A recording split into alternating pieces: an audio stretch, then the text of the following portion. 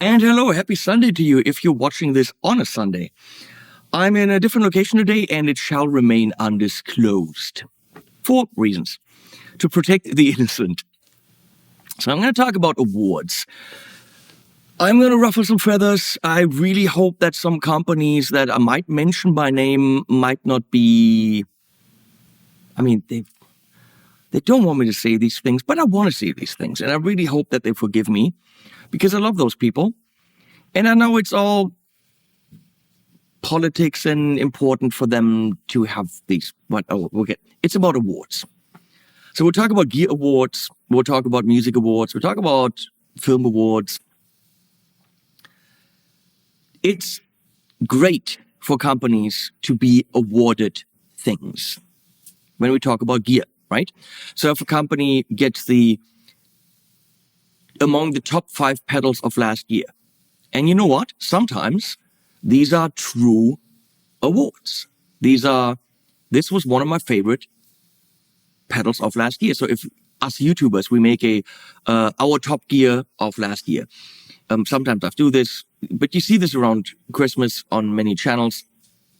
And channels go through, hey, what did I review? What really stuck with me? And I think when a YouTuber does it, it's mostly honest. It's mostly, oh, this was really cool. Do we think about how many of these we can sell through affiliate? We might. I wouldn't, but it might be motivation, but I don't think so. I think most of us will just go, oh, this was really cool. Is it expensive? Is it cheap? Is it for a company we very much like and we'd like to continue working with them, and that's why we show this gear? I'm going to say I can't think of someone that I personally know that would probably do that. But it is possible. So let's say I want to continue working with Boss and I want to be very nice to them and make sure that I'm on their radar. So I might say one of my top pieces of gear last year in 24 was the Katana Gen 3 Artist. And I would have said that if I had made that video because it's a great amp and it fulfills a lot of needs. But somewhere, maybe I would have thought, well, if I pick that over something else, maybe politically, that would be a good move. It's also easy to say, but I might be swayed to say that just because it kind of solidifies. Is that a word? No. Makes it firmer. Solidifies, making it more solid. Is it that? Yeah, solidifies the relationship with Boss. So, but you can see that what's best and what is best in gear. Even worse, what's best in music. There is no best music. Anyway, we're getting there. So, it would be easy to be swayed to pick gear based on what's good for me and not what I actually thought is good gear, right? I don't think I do that. I never even say recommend anything because I can get more affiliate sales. If something is not a Thomann and Sweetwater and I really, really, really like the gear, like let's say a Shabbat guitar or a Huber or any of that, I will say that. I will get less affiliate sales, but still, I personally say what I actually think. And I think a lot of my friends do too. But when we get into business, I don't know. It's easy for, let's say, an online magazine. I'm not going to name names. There are many. There's whatever, Ultimate Guitar, Guitar Online, the Mag Guitar, Guitar on Bass is online, Music Radar, Premier Guitar, blah, blah, blah, blah. All these online magazines, they do these roundups, best of last year. I got in trouble 2-3 years ago because I said I can never believe that this product, let's not be named, would be among the top 10 products this year because it literally wouldn't have been. It was an inexpensive little amp that I personally reviewed that was okay-ish but not great. But in that year, the Soldano was released, Soldano SLO 100. So why in the world, I think it was 2020, So why in the world would someone say that this is one of the top amps in the year and the SLO 100 was not? Well, because the company that made that little amp advertises on the website that did that best of the year. And what is best when it comes to amps? It's a personal thing anyway. You don't know what the needs of the customer are, what the budget of the customer is. Now, if they had said, this is one of the best amps under $500, I could have absolutely supported that. But saying one of the best amps of the year when it's an open budget and the Soldano was released, which didn't show up on that list, but that did, that was odd. And then I looked at the list and there were one or two in there that probably don't advertise on the website. But of that top 10 list, probably 7 or 8 were advertisers on the website. So it's, in German we say one hand washes the other. Is it nepotism? Is that the word? I don't know. They are favoring each other to continuously get in the job. So let's say a company advertises on that website, they've got banner ads and whatever, and they maybe pay the website for reviews. So at the end of the year, we do the roundup, and then we say, oh, we're not going to charge anyone for it. We don't even tell people, but you know what? If we put these companies in the roundup, they're our partners. They're going to like that. And then we can send them a little email saying, oh, by the way, look, your amp showed up in this roundup. So it is likely more political than actually about the gear. Yet, why am I saying this about websites? And I'm saying, well, you know, with YouTubers, it's not like that. It's actually not fair. Where's the difference? It's a feeling. It's a feeling that it's more business decisions than actually customer recommendation decisions. Let's go to an even bigger business. Let's go to NAMM. Now, I couldn't review a product a few years ago because when I got it, it was literally broken. It was an amp. It was a modeling amp. I'm not going to go any further than that. I'm not going to say who. Don't even ask me. And when I got it, there was something wrong with the digital limiter in the power stage, in the power section. And it was fuzzing out. It was clipping in the worst way. You're playing clean notes and you're playing an E. And on certain notes, there was like a resonant fuzz going on. It was bad. Nobody in the company noticed. No other reviewer noticed. I'm like, it's very obvious. Sent me a second one. Clearly there. Then they said, oh, no, that's only the ones that YouTubers got. Those are the pre-production models. Then a buddy of mine sent me his. He's a customer. He paid for it. Same thing. Then I asked another YouTuber. We had one too. Same thing. They were all, I'm going to say broken. They all had an issue that for me would have warranted a recall. Now it was a software issue and it could easily be solved with software. It took them 6 months to solve that issue. 6 months to roll out 6 in Chinese. I know stuff. To roll out, is that 6? I think so. To roll out the update. However, it won a NAMM award. Okay, the NAMM floor is loud. The R&D department didn't spot that. But it was pretty apparent. Once you heard it once, you could hear it even with distorted sounds. It was all over the damn thing. I could never make a video for it. I refused. Yet, it won an NAMM award in its broken state. What does it tell you?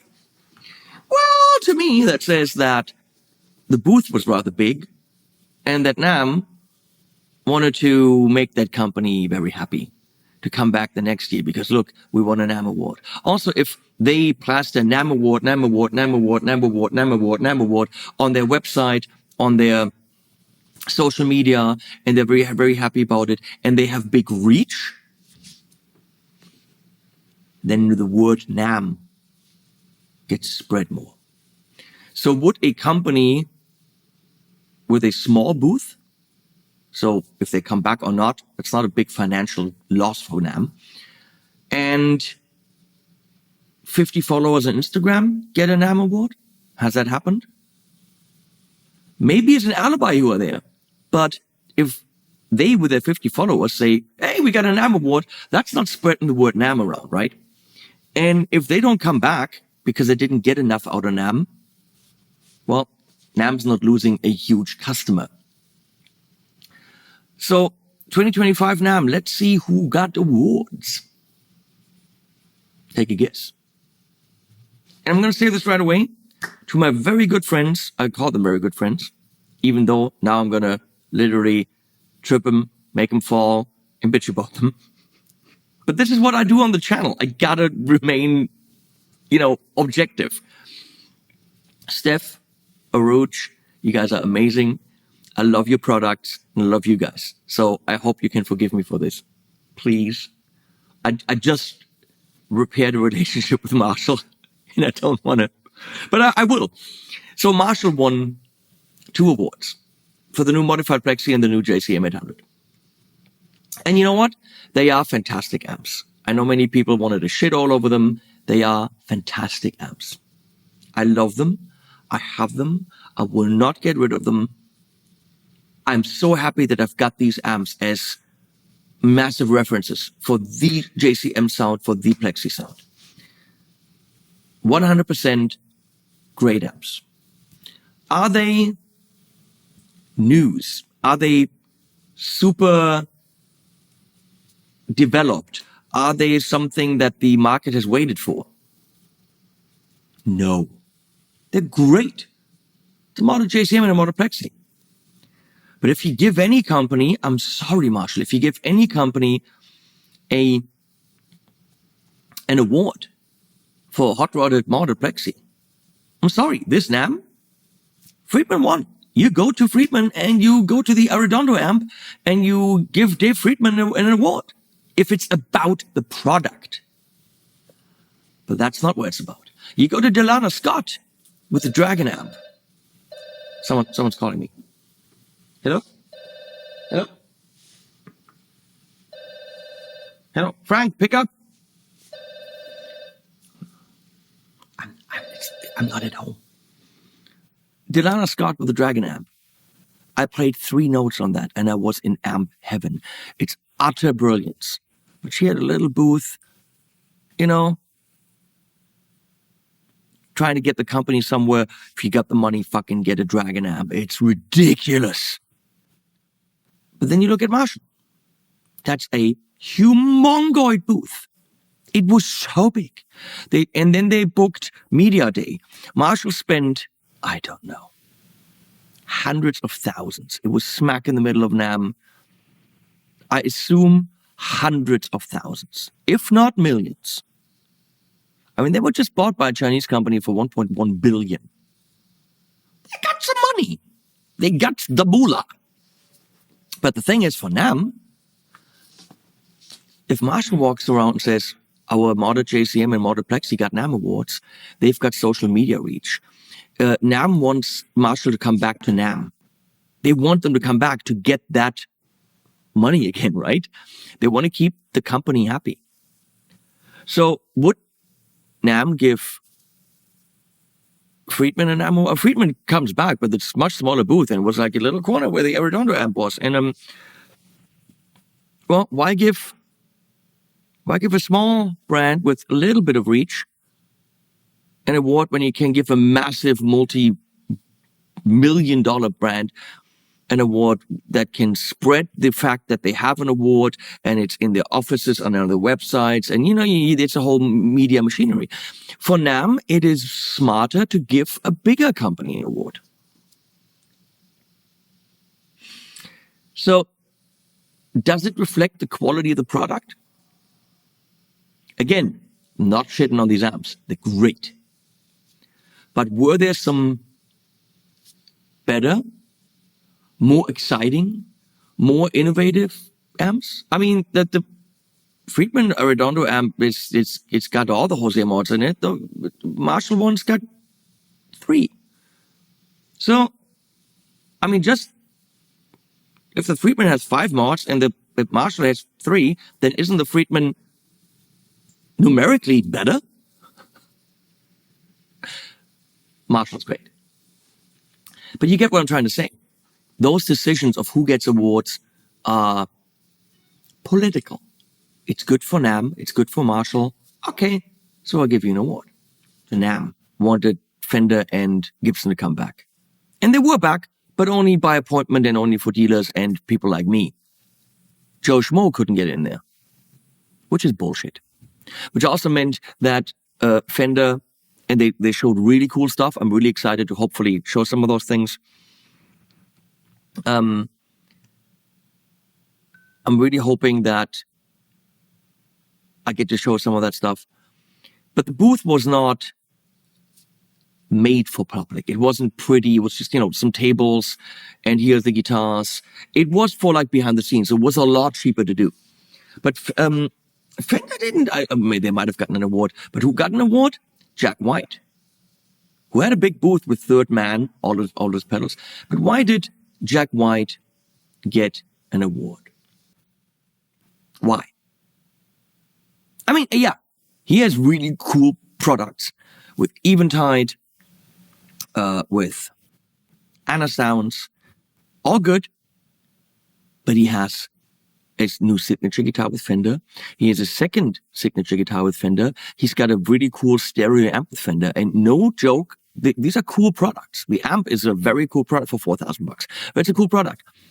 But giving Jack White an award for everything he did, but then also really having those things on stage and celebrating Jack White's innovative sense for gear and showing Fender off, well, doesn't that kind of blow some smoke up Fender's ass and makes Fender very happy?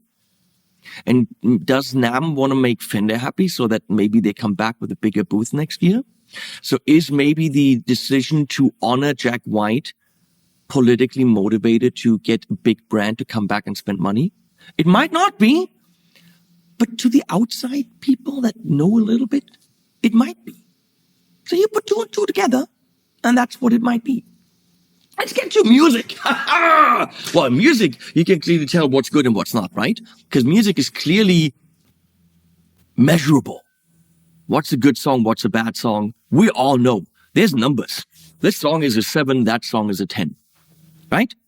Because we all hear music exactly the same. So music is clearly a meritocracy. It's clearly this song is better, which is absolutely easy to say, look, these kind of things, it's called a Grammy. Not granny, that's an old lady. This is a Grammy. And no, this is not fake. This is a real one. It's not mine. I didn't deserve one. Nobody knows who I am. But I don't even know how they hold many of these. So, Taylor Swift walks off stage with loads of these. And then Billie Eilish walks away with many of these. And it's cool that she gets that. I'm happy for her. And Phineas, I think, is her brother. I listen to the stuff. It's not the standard, what? Stop sending me stuff. What the? Bing, bing, bing, bing, bing. It's innovative. It's different. It's not your standard pop. Doesn't do anything for me. But why does Billie Eilish, sorry, Billie, I'm not, saying you make shit music, but why does Billie Eilish walk away with loads of these? What's in it for the Grammy Association? What's in it to give Taylor Swift all these Grammys? Or anyone? Why? What are the decisions? If it's about the best song, why doesn't my friend Rafa get a Grammy? He writes killer songs. He's a teacher. The songs are on my YouTube channel. So is it popularity? Is it how many sales you get? No, that is in gold records, platinum records, and so on and so on.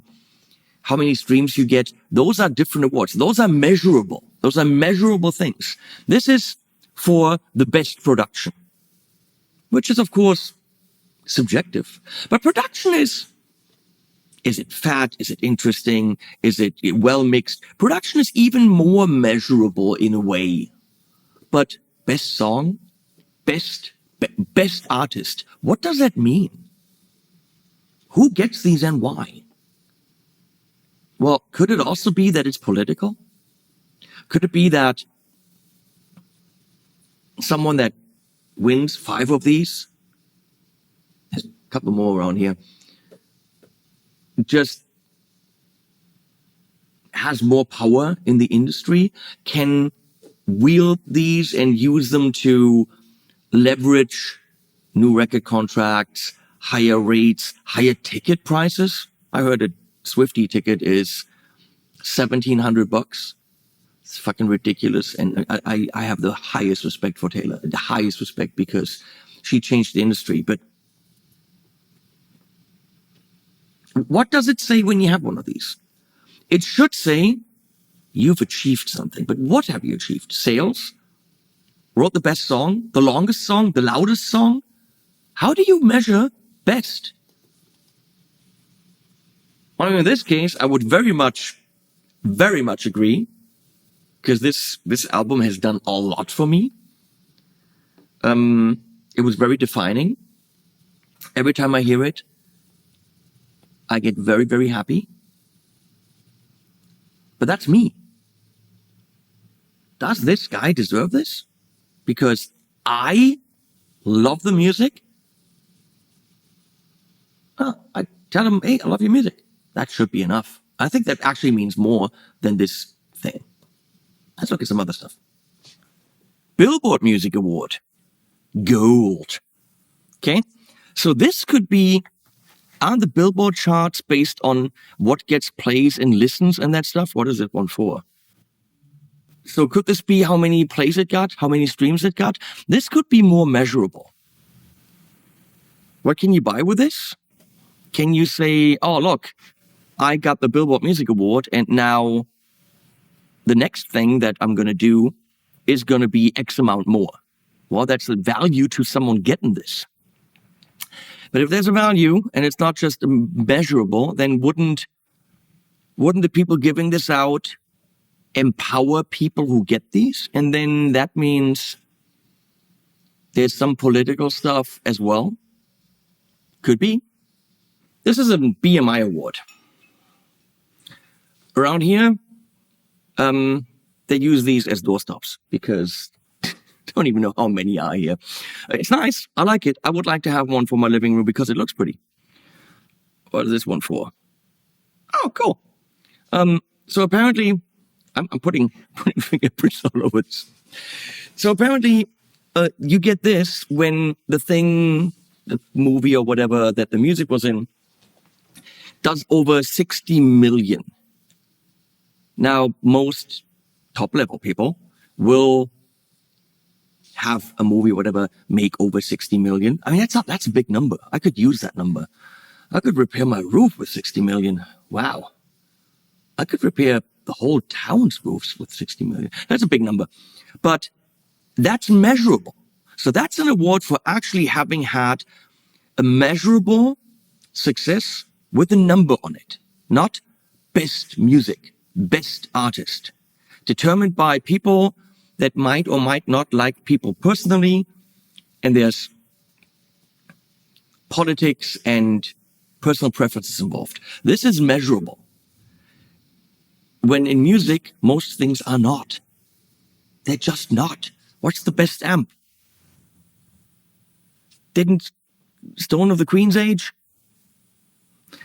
record with a little shitty PV that was just re-released? Is that the best amp because it was on an album and used in a way that inspired people? Is it a great sounding amp?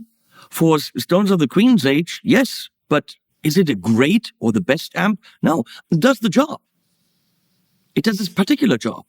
But what is best? It's just so stupid. Do I have the best YouTube channel? Look at my clicks. Definitely not. But you can't say that's a great video, that's a bad video. Everyone sees it differently.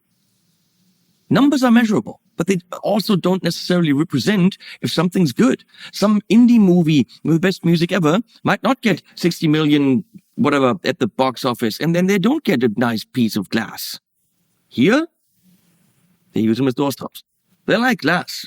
That's an AMA, American Music Award. And it's cool. Again, I would put one in my living room just because I like it. Maybe I can buy this off him. I'll scratch it out. But that's about music. But again, how is it measured? Favorite. It says favorite soundtrack. Favorite? Whose favorite? And why? I mean, it's good. You've all heard it, you all love it. But whose favorite? Why? Why do we think we need to measure and reward people for you wrote better music than someone else? It empowers these people. They can now go and say, ha, the next one's going to cost you extra money. But why do we feel we need to measure how good music is? You can't. It's not a meritocracy. Someone with horrible, I mean, look at Ozzy. Ozzy's not a great singer. It's really horrible. Look at Alice Cooper. That's not great vocals. But what are great vocals? We love the music. It's done so much for us. Can they do My Heart Will Go On? Celine Dion. Can they sing like Michael Bolton? They cannot. Yet, amazing music. Based on this guy's opinion. And you might hate it. Music and its quality cannot be measured. We all want it to be that way. We all want to say, oh, that's a great song and technically really well done. And some songs that are technically badly done, and with chord progressions that are not following the rules. Smells Like Teen Spirit.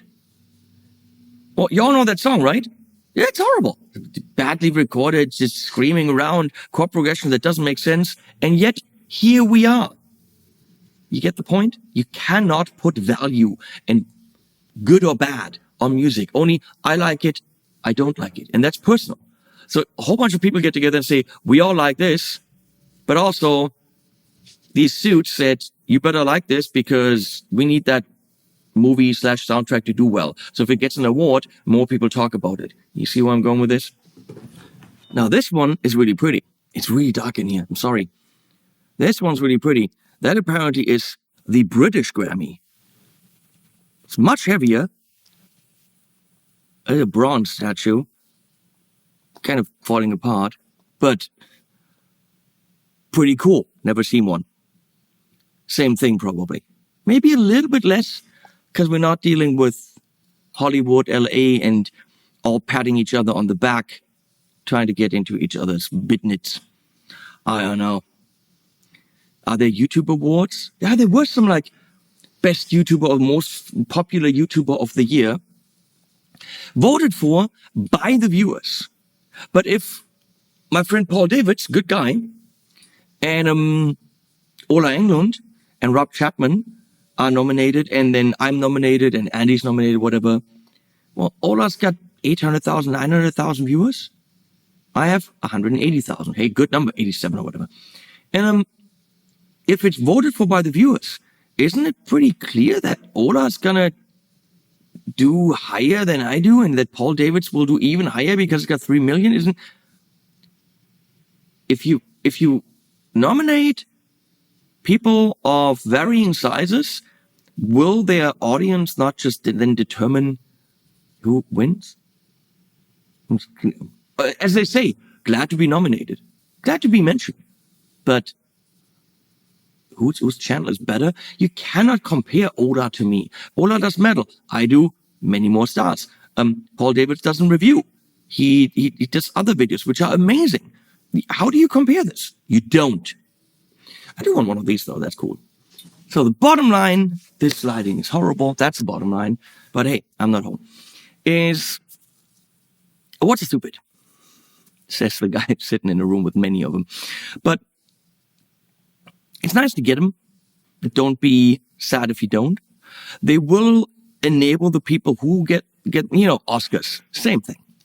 That's all political. Who gets that? What's the best movie? Who likes who?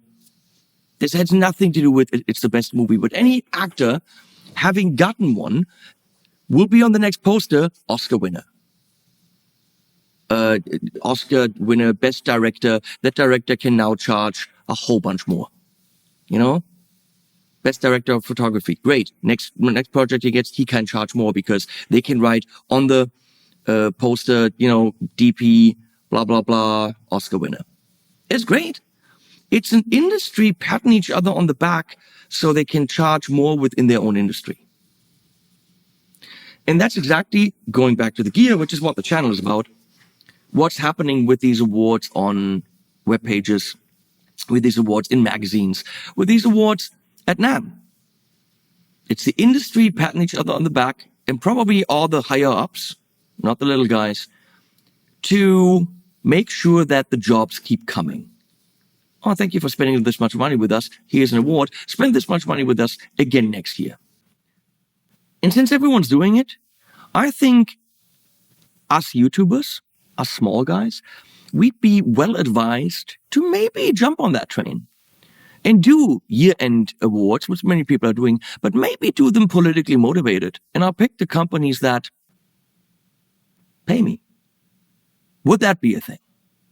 Let me know if I should do that and repair my roof. Because I'm really scared that when I come home, I don't have probably $80,000 to do that. I know I don't have $80,000 to do it, but I don't know how bad my roof is. That's a different story. Thanks for watching. No links to anywhere. I don't do that in this video. Not sponsored by anyone. I'll now go over there and get hit on the head by the guy whose awards I used,